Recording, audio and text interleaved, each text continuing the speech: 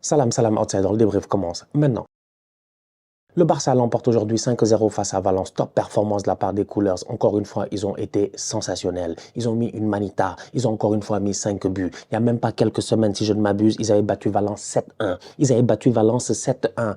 Aujourd'hui, ils sont allés à Valence. Ils leur ont mis 5 buts. À la 40e minute, ou je pense à la 30e minute, les supporters de Valence ont sorti le drapeau blanc. C'est même pas une vanne. Ils l'ont réellement fait. Ils étaient découragés. Ils ont commencé à partir. Ils ont commencé à partir. Ils ont commencé à partir et je les comprends. Valence va peut-être aller en deuxième division, je ne sais pas. Quand le coach de Valence, il arrive avant le match et que lui, il dit que le match face au Barça n'est pas une priorité et que le match qui est une priorité, c'est le match qu'ils doivent jouer cette semaine, je pense, en championnat face à Leganés, il y a déjà un problème. Il y a déjà un problème. Le gars, la Copa del Rey, ça le stresse pour rien, ça le fatigue pour rien. Valence, ils savent réellement qu'arriver dans le dernier carré, ils n'ont pas le niveau pour s'en sortir. Aujourd'hui, on est la preuve. Ils ont pris 5 buts. Le Barça n'a pas forcé. Le Barça les a tapés comme du n'importe quoi.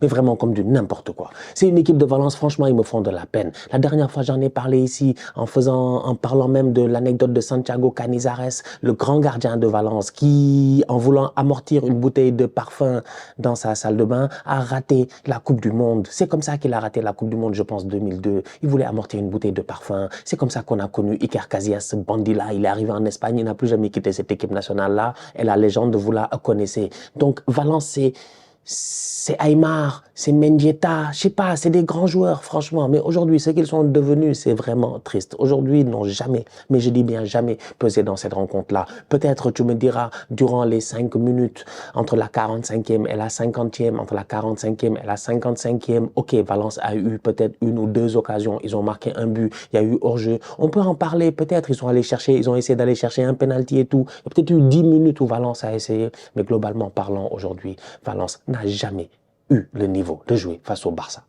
Le grand Barça. Le Barça d'un joueur. Je dis bien le Barça porté par un seul joueur. Un attaquant. Un numéro 7. Peut-être le meilleur d'entre tous. J'ai beau réfléchir, mais je pense qu'aujourd'hui, sur Terre, il n'y a pas un meilleur numéro 7 que lui. J'ai dit ça et que j'ai commencé à me gratter. Tu sens réellement que même ce que je dis, je ne le crois pas. Mais force est de constater que l'enfant a grandi, il a évolué. Cette année, sincèrement, en sortie du banc, il fait une top saison. Robert Lewandowski, ces derniers temps, j'en ai parlé en vous disant que vous me fatiguez avec Robert Lewandowski. 1, 2, 3, vous me fatiguez. Oui, je vais le répéter. Moi, Stan Diop, j'avais dit Robert Lewandowski, je ne le mets pas dans mon top 10 ranking du Ballon d'Or pour le moment. Vous vous êtes fâchés. Je vais le répéter encore une fois. On est là. On est là. Quand il n'y a pas Lewandowski, les buts, ils pleuvent. Il n'y a pas de problème, tout le monde se gère. Top performance de la part de Ferran Torres. Je le salue, je le salue, je le remercie.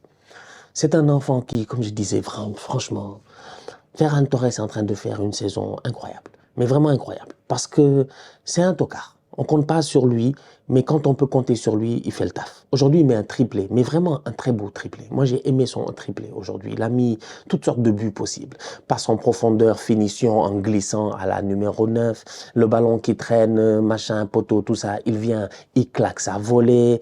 Ferran Torres passe de Rafinha, machin. Il contrôle, il se retourne et tout. Il fait la frappe croisée et tout. Franchement, il a été incroyable. Il a été incroyable. Un très, très grand joueur. Un nulard, un tocard.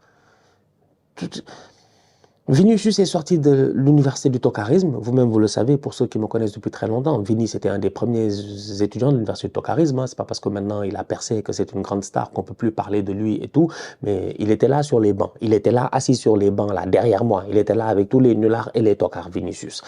Il a percé aujourd'hui. Voilà, nous on est très fiers de lui. D'ailleurs, de temps en temps, il vient à l'école pour faire des conférences et parler à tous les petits tocards. C'est important que les anciens tocards viennent parler aux nouveaux tocards pour leur expliquer que le tocarisme, c'est pas bien et que le tocarisme n'est pas une condition permanente. Le tocarisme, on peut en guérir. Et en ce moment, j'ai l'impression sincèrement que Ferran Torres est en train d'en guérir. Sincèrement, j'ai envie d'enlever le tocard du nom Ferran Torres. Parce que là, il se gère.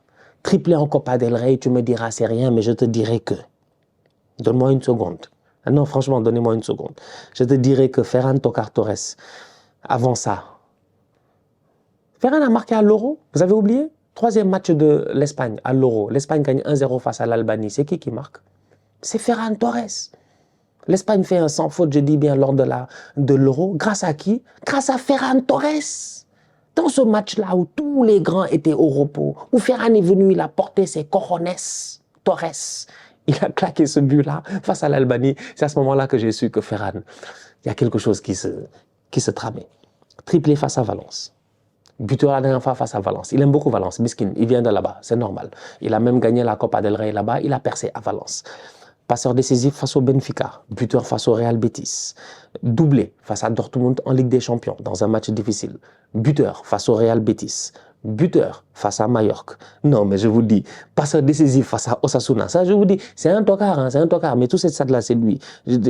Même en septembre, on a fait trêve internationale. Ils ont joué Espagne-Suisse. Il est venu, il a fait un but, une passe D. Il a changé. Bien joué. C'est vraiment, c'est incroyable. Pas de Lewandowski, top performance de Ferran Toccar-Torres. Je suis obligé de dire encore le Toccar, hein, c'est que c'est comme ça, tu vois, c'est Ferran. Mais franchement, il a changé. Ferran n'est vraiment plus un Toccar. Peut-être Ferran, il est plus fort que Martinelli. Peut-être Ferran, il est plus efficace que Trossard. Peut-être Ferran, il est plus efficace que n'importe quel joueur que j'ai à Arsenal en ce moment, en fait, tu vois. C'est incroyable.